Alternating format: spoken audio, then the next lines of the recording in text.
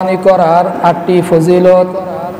1 number ফজিলত হলো কোরবানি আল্লাহ তাআলার নিকটে সবচেয়ে প্রিয় আমল। এ ব্যাপারে তিরমিজি শরীফে বর্ণিত 1493 নম্বর হাদিস। قال رسول الله صلى الله عليه وسلم ما عمل آدمي من عمل يوم النحر أحب إلى الله من إهراق الدم। হযরত রাসূল খুদা সাল্লাল্লাহু আলাইহি ওয়াসাল্লাম বলেছেন, কোরবানির দিন ঈদুল আজহার দিনে, জিলহজ মাসের 10 তারিখ ঈদুল আজহার দিনে আল্লাহ তাআলার কাছে বনি আদম যে সমস্ত আমল করবে সেই সমস্ত আমলগুলোর মধ্যে থেকে রক্ত প্রবাহিত করা কুরবানির পশু জবাই করা হলো আল্লাহ তাআলার কাছে সবচেয়ে প্রিয় আমল। তাহলে কুরবানির দিনে সবচেয়ে প্রিয় আমল হলো ইহরাকুদ দম, রক্ত প্রবাহিত করা। কুরবানির পশু জবাই করার মাধ্যমে যেই রক্ত প্রবাহিত করা হয় এই আমলটা আল্লাহ তাআলার কাছে সবচেয়ে প্রিয়। আর এই আমলটা যারা করবেন, কোরবানি যারা করবেন, তারাও আল্লাহ তাআলার কাছে প্রিয় বান্দা হিসেবে সাব্যস্ত হবে। কোরবানি করার 2 নম্বর ফজিলত হলো কোরবানির রক্ত মাটিতে পড়ার পূর্বেই আল্লাহ তাআলার নিকট বিশেষ মর্যাদা পেয়ে যায়। তিরমিজি শরীফের 1493 নম্বর হাদিস। قال رسول الله صلى الله عليه وسلم إنها لتأتي يوم القيامة بقرونها وأشعارها وأذنابها وإن الدم ليقع من الله بمكان قبل أن يقع من الأرض فتيبوا بها نفسا।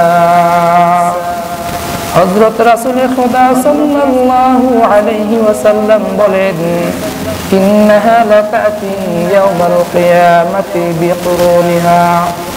হে দুনিয়ার মানুষ, তোমরা দুনিয়ার মধ্যে কোরবানির দিনে যে সমস্ত পশু জবাই করো কোরবানি করার জন্য, এই কোরবানির পশুগুলো যখন জবাই করা হয়, জবাই করার পরে যখন রক্ত দুনিয়ার বুকে জমিনের মধ্যে পড়ে যায়, এই জমিনের মধ্যে রক্ত পড়ার আগেই আল্লাহ তাআলার কাছে ওই বান্দার মর্যাদা বৃদ্ধি পেয়ে যায়।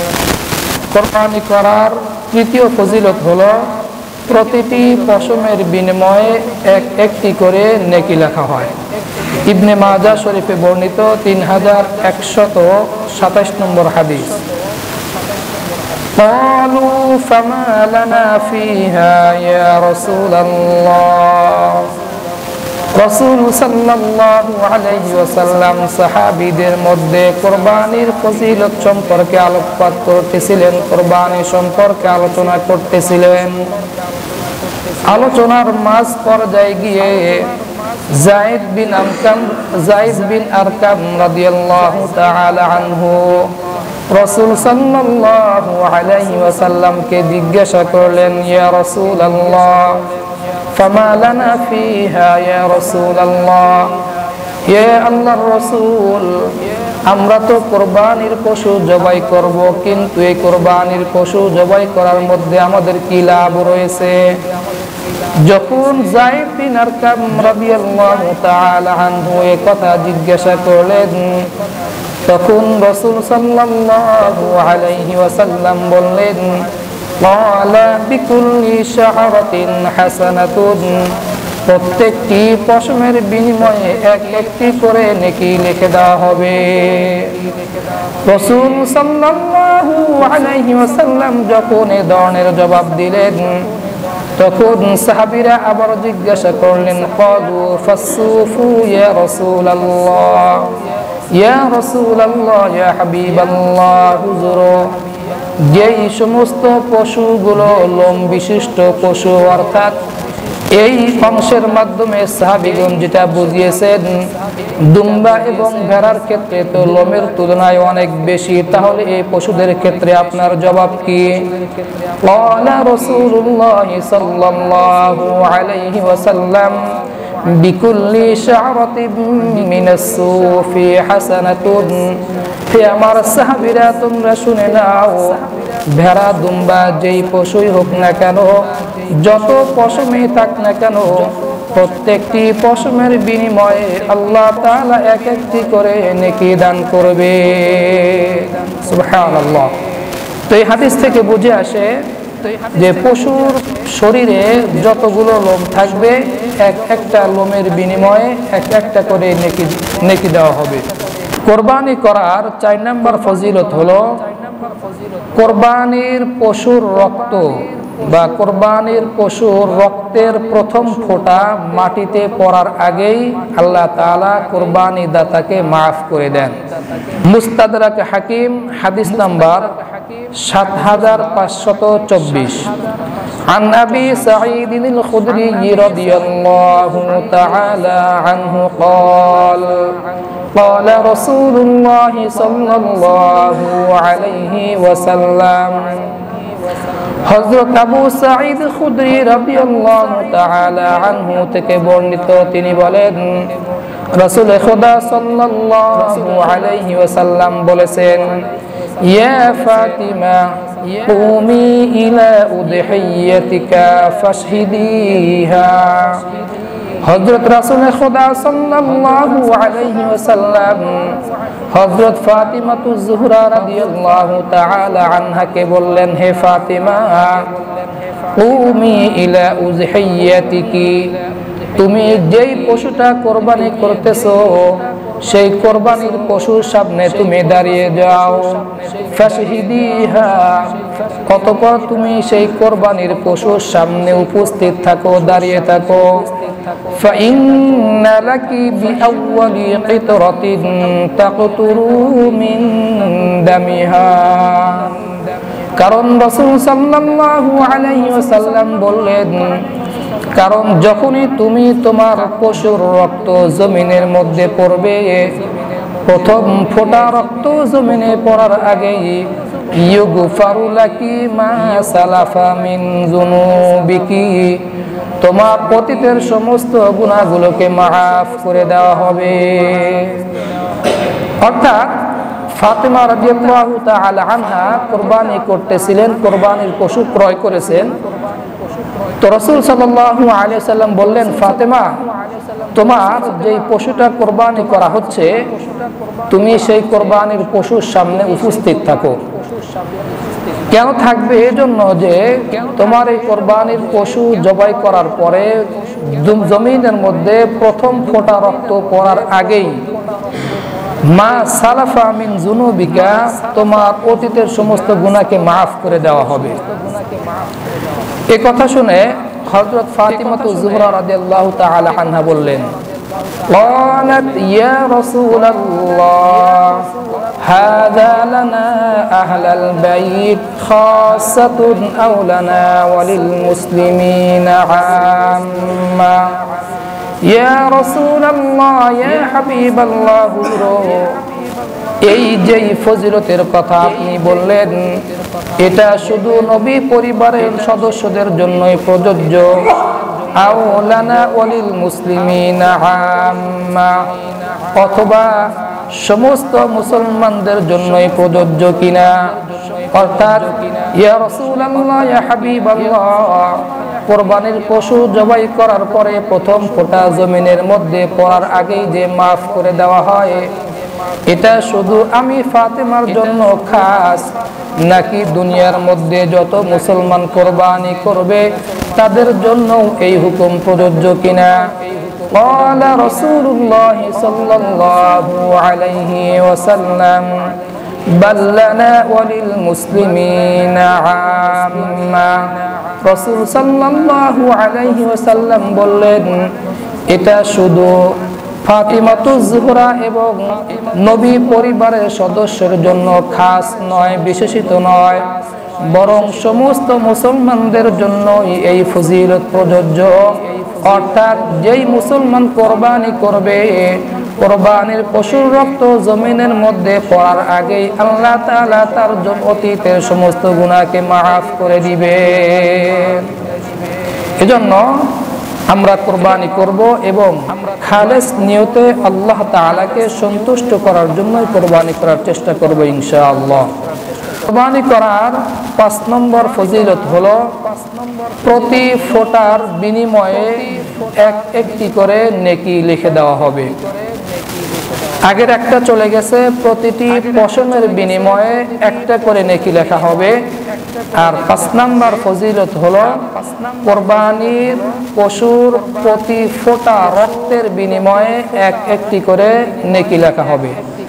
বাইহাকি শরীফের মধ্যে বর্ণিত হাদিস নাম্বার 17495 عن زيد بن أرقم رضي الله تعالى عنه قال قال رسول الله صلى الله عليه وسلم بكل قطرة حسنة।